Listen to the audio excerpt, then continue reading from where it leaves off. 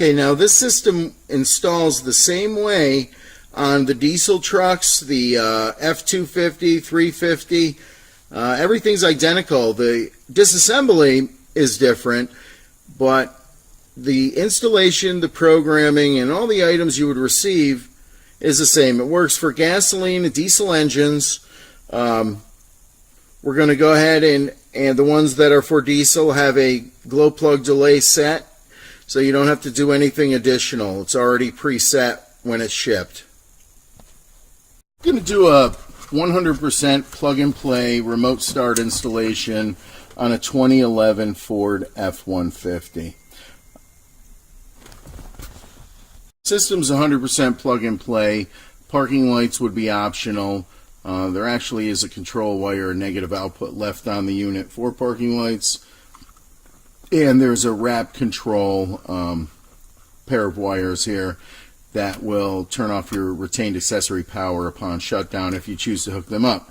Any connections above and beyond the 3 plugs have to be done in the passenger's kick panel. So really the purpose of this is for the guy who wants to do a 100% plug-and-play remote start installation with silent activation, meaning you're going to press lock, unlock, lock, and then still wants, you know, some range above and beyond the OEM remotes. So at the end we're going to add the single button remotes with the Revo 1.1 antenna. This is going to give us 100% plug and play with the extended range and silent activation with the OEM remote and silent activation with the long range remote. We're not going to touch any other wires in the vehicle other than the 3 plugs. I'm going to go ahead and get started. Before you begin, keep in mind you must have 2 OEM keys to the vehicle, or you will not be able to complete programming after the installation is done. I'm going to start by pulling the 3 7mm screws from underneath the dash plastic there.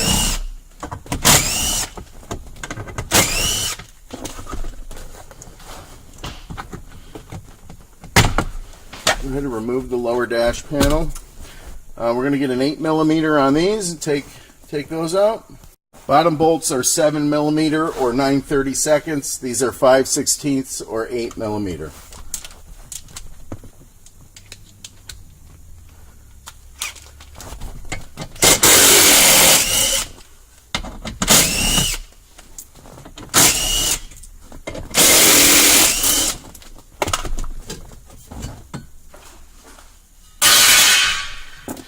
And now we're going to go ahead and we're going to remove the bolts from underneath the steering column cover plastic.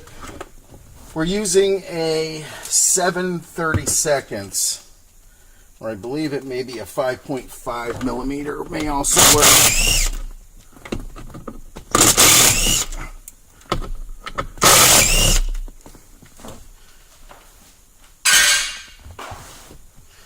Okay, at this point we're going to unsnap this cover plastic right here.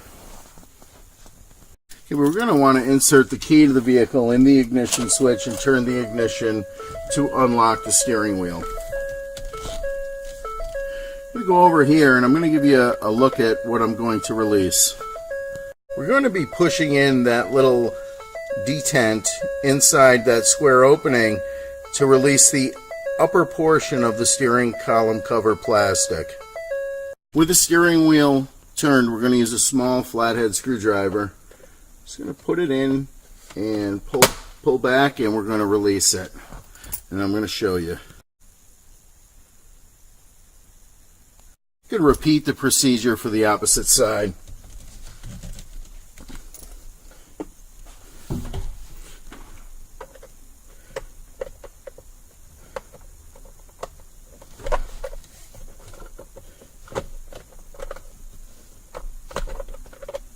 Just push the clip back and we've released this side also. At this point we can go ahead and we can remove the cover plastic.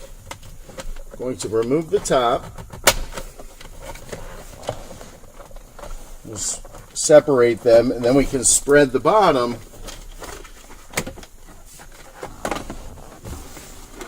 and get the column cover plastic removed from the vehicle. Okay, we're dealing with two plugs, the main ignition plug located at the back of the ignition switch and the immobilizer plug located on the immobilizer mechanism. We're going to go ahead and we're going to release the immobilizer clip by pushing back on the red release, and we're going to press the release clip and unplug the immobilizer. We're going to move to the main ignition switch. We're going to press the release clip and we're going to unplug the main ignition switch. Now we're going to plug in our T-harness assembly. We have both an ignition plug and an immobilizer plug. I'm going to start with the ignition plug. First, going to plug the ignition plug into the ignition switch. We're going to support the switch while we plug in the plug. We're going to make sure it locks in. Now we're going to plug in the immobilizer plug. So again, we're going to support the immobilizer while we plug in the immobilizer plug. Now we're going to plug the vehicle's immobilizer plug into the T-harness, and then we're going to plug the vehicle's ignition switch into the T-harness also. And we're going to make sure it clicks and locks. The next step is to locate the vehicle's diagnostic plug. We're going to take out the two screws that hold the diagnostic plug to the vehicle.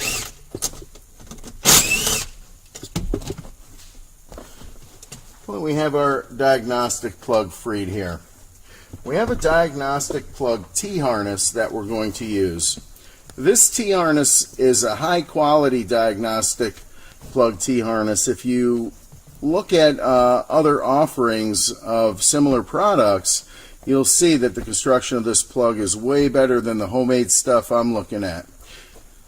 What we want to do is we want to plug the diagnostic plug into the end, and then we will be left with a new diagnostic plug that will have to be mounted here. Currently, we're not shipping with the L bracket. We're expecting to receive a bracket that you can screw down. Most of the applications we use, they clip in. So we have a bracket that's going to be included that's going to mount here, and you're going to be able to clip your plug in. But for now, you know, if you want to do it 100% plug and play, you can zip this plug up in the back and right along this harness. And you know where the plug is if you have to use your diagnostic plug for something. We're going to go ahead and we're going to move on to programming the device. Before we begin programming, we want to remove all the plugs from our Evo All. Now, I like to ship the Evo All completely plugged in so you know where everything goes. With all of our plugs removed, we're going to locate the program button on the top of the device. We're going to be holding this button down while we plug in the 4-pin plug. When we do this, the lights on the front are going to begin alternating in color. You're going to have a blue light, a red light, a yellow light, and a blue and red light. We want to release on a certain color. We want to release on blue and red. If we release while the lights are blue and red and we do it right, they'll stay blue and red. So I'm going to go ahead and show you what I'm talking about. We're going to hold the button down. We're going to plug in the 4-pin data plug. Lights on the front will begin to cycle. We want to release on solid blue and solid red. If you mess up, you can unplug it. You can redo the procedure. If we don't catch it the first time, if we keep the button down, it will continue to cycle through the colors. And again, release on solid blue and red. Now we're going to plug in the remaining connectors. We're going to start with a 20-pin. We're going to plug in the red plug on the back. And then we're going to plug in our wire from our CAN plug also. And we're going to go ahead and we're going to plug it into the white plug on the back. We're ready to begin the programming procedure. Programming can be a little tricky. I suggest having both keys separated and not together on a keychain, and laying them out on the seat like this. We only have 5 seconds between inserting the first key and the second key. So if we go beyond this 5-second window, it's not going to program correctly. An indication that it's accepted programming is you'll hear the locks on the vehicle cycle. And if you listen in the video, you may catch that. So what I'm going to do is I'm going to go ahead and I'm going to want to insert the first key, turn it to the run position. I'm going to wait about 2 seconds. I'm going to shut it off, take it out, put the second key in, turn it to the run position. Wait about 2 seconds, take it out, put the first key in, turn it to the run position. At this point, we should have activity with our lights. We had immobilizer programming. Now we should have CAN bus programming, which is the blue light flashing rapidly. And then it'll go yellow. It's time to shut the ignition off and remove the key. At this point, we can start the engine using our OEM fob. Remember, we're using the lock, unlock, lock activation sequence.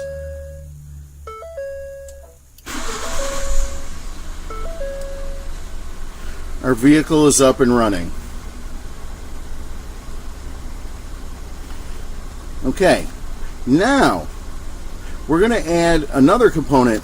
If you bought our standalone, you're done here. The job is complete. You go ahead and you zip everything up and button up the steering column, cover plastic, put the dash back together. If you're going to add the extended range antenna, which I would only recommend adding a single button antenna, because if you try to use a smartphone controller, or if you want to use a multi-button RF kit that controls the locks, you're going to have to make connections in the kick panel, and you're better off using the FOR-T4 harness because it has the extended wires to reach over in the driver's kick. You would still need a relay for the parking lights as you would with this unit. So I suggest this for the person just looking to do a simple 100% plug and play remote starter without adding any wire attachments to the vehicle. So we're going to get started adding our Revo antenna kit. Okay, this is the Revo 1.1 antenna kit. We're going to go ahead and we're going to add this to our remote starter. This will give you an extended range, and it will give you silent starting all of the time. So you won't have to worry about whether you're pressing lock, lock, lock, lock, unlock, lock. These will start the vehicle without making any noise. So the first step is we're going to locate our plug with a clip on it, our data plug. We're going to go ahead and we're going to find the data plug on our unit. We'll have a coupler plugged in. This will already be set up if you buy it from me. This will be plugged in and it'll arrive with this plugged together, so you won't have to look at where it plugs in. But there is a 4-pin port for this to plug into on our assembly here on the neck of the harness. So this is for an RF kit. So we're going to go ahead and we're going to plug in the RF kit. We're going to begin the programming procedure. To program the device, you need to have both of the remotes you're going to program accessible and one key to the vehicle. We're going to remove the 4-pin data plug. This is the plug we use to do our initial programming. We're going to hold the program button down. We're going to plug in the 4-pin data. When we do this, the lights are going to start cycling. Again, we want to release on solid blue and solid red. If we miss it, we can repeat the procedure. If we hold the button too long, keep it down, the lights will cycle back around. Once we've released on solid blue and red, we're going to press and hold the button down again. We do this, the blue and red light's going to go out. We're going to release when the blue and the red light come back on. And we release the button. Okay, at this point, we're going to take the key to the vehicle. We're going to insert it in the ignition and turn the ignition to the run position. We do this, the yellow light in the middle is going to illuminate, and then we're going to be watching the blue and the red light for our transmitter learning confirmation blink. So I'm going to turn the key on. I'm going to watch the lights while I take the remote, and I'm going to press and hold the button. The two outside lights are going to blink, the blue and the red. We're going to repeat the procedure with up to 4 remotes. So this is remote number 2, and we've got a blink confirmation that it's been learned. Now we're going to shut the key off, and the unit's going to exit program mode. If we dilly-dally around and don't do this in time, it'll exit on its own. Okay, so the Revo remotes are programmed. To activate remote start, simply press and hold for 2 to 3 seconds. We can silently activate remote start with our extended range single button remote now. Press and hold, 2 to 3 seconds, release. Remember, truck starting silently. We're going to go ahead and remember, we still retain the ability to do our lock, unlock, lock start. In this case, I'm going to use it to turn off the vehicle. And I will restart it.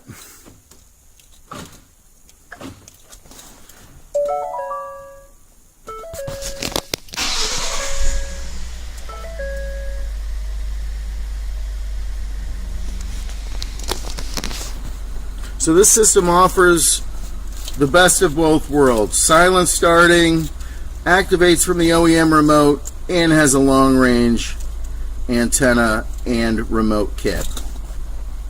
warmcarnow.com. I'm also going to give you the mounting of the antenna. A lot of people ask me, how do I mount the antenna? Where do I mount it? Well, you're going to mount it right here. I'm going to clean off a spot.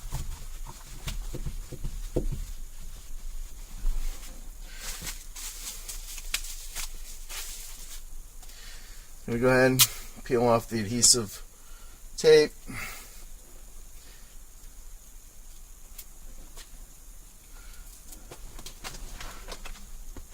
Going to figure where we want it. Going to go about 1 inch down from the headliner. Going to mount it nice and straight.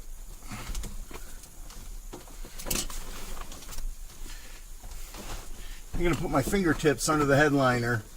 Just pulling it down slightly. Just get down here so you can see. While I push the antenna wire up in between the headliner and the roof skin. I like to get it back far so it has no chance of coming out. So I'm actually pushing in a few inches as I'm going down. Okay, we'll bring it to this point here, and we'll use our plastic tool to go ahead and create a gap.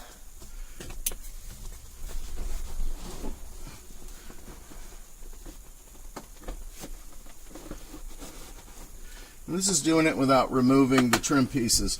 We're going to go ahead and we're going to take the door gasket off. Be gentle, we don't want to stretch it. Have it not want to fit back on. So we have everything in. We're going to relock the trim piece in.